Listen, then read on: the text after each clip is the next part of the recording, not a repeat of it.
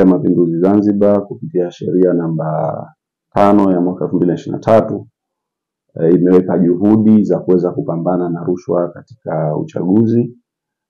Lakini kifungu cha 50 cha sheria ya kuzuia rushwa na uhujumu uchumi Zanzibar ndicho ambacho kimetoa moja kwa moja majukumu kwa ZAECA ya kuweza kupambana na rushwa ya uchaguzi katika nyakati hizi ambazo hasa sasa hivi tuko nazo.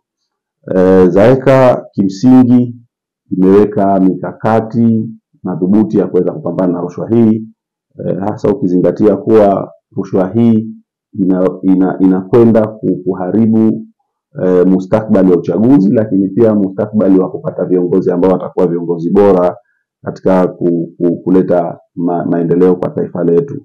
Kwa hiyo ZAECA ina mikakati yake ambayo imechukua, hasa kwa mkoa wetu wa Mjini huu. Tuna mikakati ambayo imeshaanza kuchukuliwa, lakini na mikakati hii ni endelevu mpaka uchaguzi tunahakikisha unamalizika.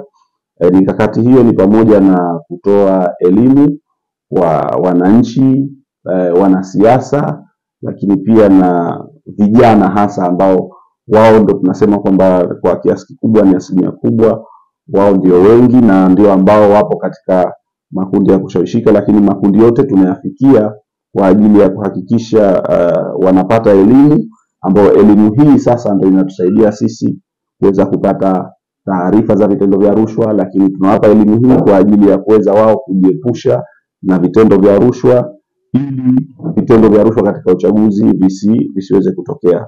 Lakini kipekee katika kipindi hiki cha uchaguzi, ZAECA mkoa wa Mjini tayari tumeshaanza kufanya baadhi ya operation ambazo operation hizi lengo lake ni kudhibiti hasa vitendo vya rushwa katika uchaguzi, na wananchi baadhi ya maeneo ambao tumefanya hizo operation zetu wanaelewa, lakini tumeshatoa elimu katika baadhi ya maeneo ambao pia nao wananchi ambao tumewapa elimu wanafahamu nini jukumu lao, lakini ni haki yao ni ipi katika kipindi hiki cha uchaguzi.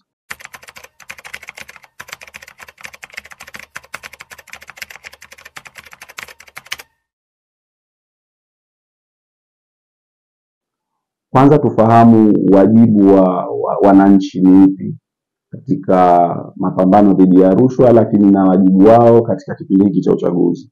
Wajibu wa wananchi ni kutoa taarifa, hiyo ni ya kwanza katika mapambano dhidi ya rushwa kwa ZAECA. Lakini pia wajibu wao kwa kipindi hiki cha uchaguzi, wajibu wao katika uchaguzi ni kuhakikisha wanapiga kura bila ya kupata vishawishi vya aina yoyote. Sasa ZAECA tumeandaa mbinu mbalimbali kama ambavyo mwanzo nimegusia kidogo, nimezungumza kuhusiana na elimu, lakini kuna vipindi vya radio, kuna vipindi vya TV, mikutano, warsha mbalimbali. Hizi zote tunazitumia kuhakikisha wananchi wanaelewa hasa wajibu wao. Na wajibu mkubwa kama ambavyo nimeeleza kwa mapambano ni kuweza kutoa taarifa, lakini na kuweza kuchukia hiyo rushwa yenyewe. Lakini na kwa wajibu wao katika uchaguzi ni kupiga kura bila kushawishiwa. Kwa wao wenyewe wanatakiwa kutambua kwamba tuna wajibu wa kuchagua viongozi wetu bila ya kushawishiwa kwa namna yoyote ile. Na hilo ndilo ambalo sisi ZAECA tunahakikishia kwa kiasi kikubwa.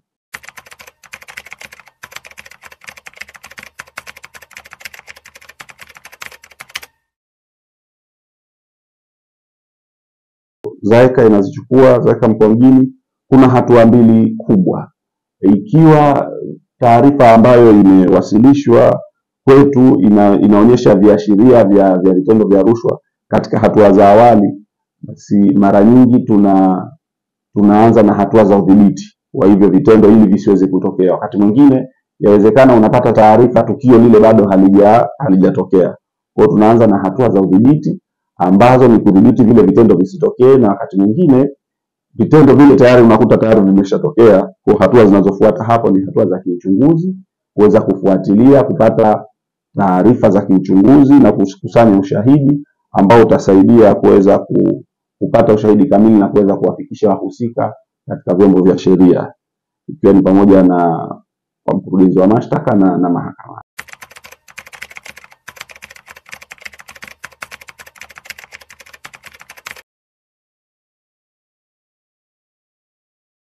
Wito wangu kwa wananchi pamoja na hawa ambao wametia nia za kuweza kugombea nafasi mbalimbali za kiuongozi, cha kwanza ni kuwa wazalendo.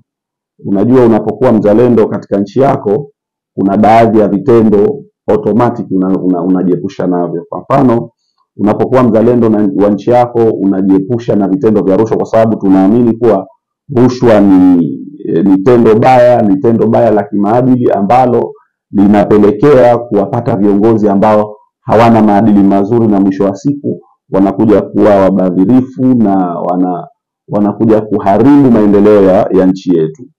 Kwa hiyo cha kwanza ni kuwa wazalendo, lakini pia kwa wale ambao wanataka kugombea, waamini kwamba rushwa sio sababu ya wao kuweza kupata nafasi hizi, isipokuwa sera zao ndizo zinazotakiwa kuuzwa kwa wananchi, na wananchi zile sera wanapozielewa waweze kuwachagua katika nafasi hizo ambazo wanazozigombea.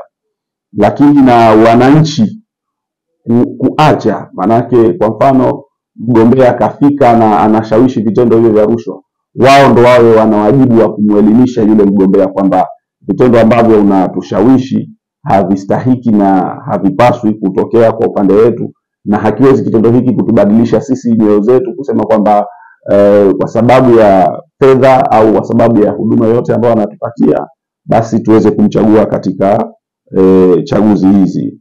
Kwa hiyo wagombea na wananchi kwa pamoja waachane na hivi vitendo, na kwa sababu vitendo hivi havitotupeleka pazuri. Tume ya uchaguzi ambao wao kwa kiasi kikubwa ndio ambao wanaratibu mambo haya ya kiuchaguzi, nao pia tunatoa wito kwamba tunahitaji mashirikiano yao ya dhati sana katika kupambana na rushwa hii katika uchaguzi. Na wao tunawaasa kutotoa siri zile za kiuchaguzi ambazo hazipaswi kutolewa katika kipindi ambacho zinaweza zikaharibu labda kwa namna moja ama nyingine taswira ya uchaguzi mzima, na baadhi ya vitendo vinaweza vikaakisi kwamba labda kulikuwa kuna rushwa ndio sababu ya mambo haya kutokea.